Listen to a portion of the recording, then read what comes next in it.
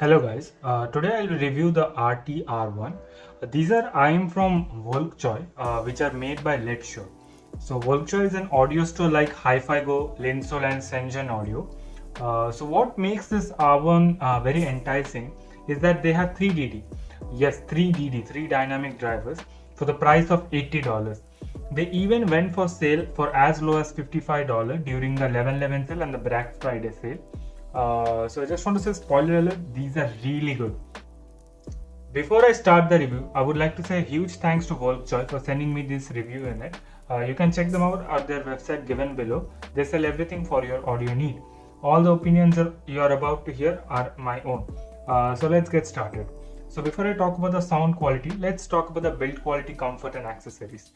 These are a very simple packaging for the price. They come with the IM, the 2-pin cable, 2 sets of tips and a very good case. The case provided is very pocketable and very good for daily use. It's quite small. These are also very comfortable to wear and I can wear them for long periods of time without any issue. Although the overall size of the IM is a bit larger than usual. The IM is made out of metal shell. There are no driver flex over here. These are also very well vented. Let me show you the vents.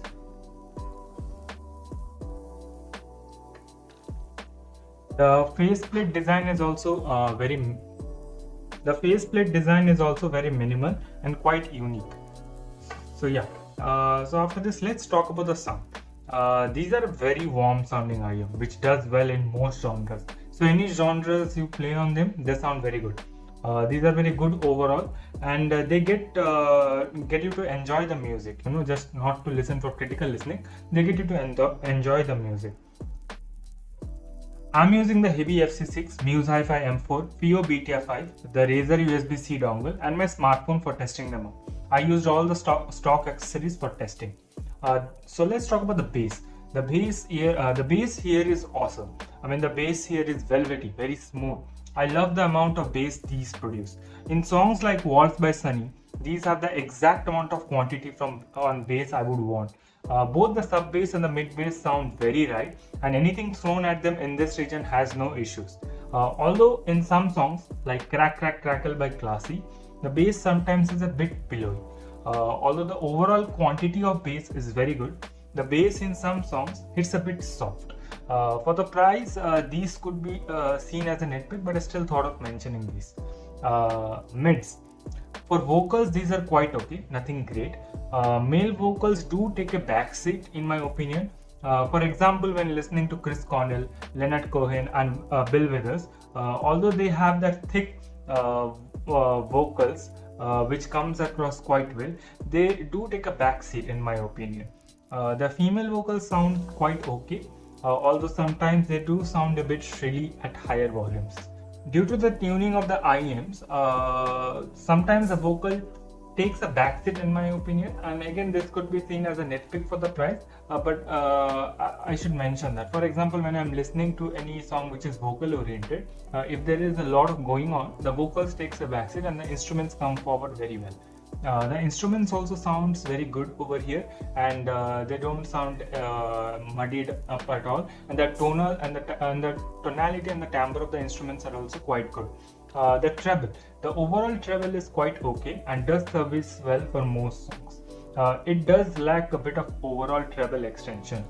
In songs like Idol by Yoasobi, it does an okay job overall. The lack of overall treble is great for them who are a bit treble sensitive. Technicalities.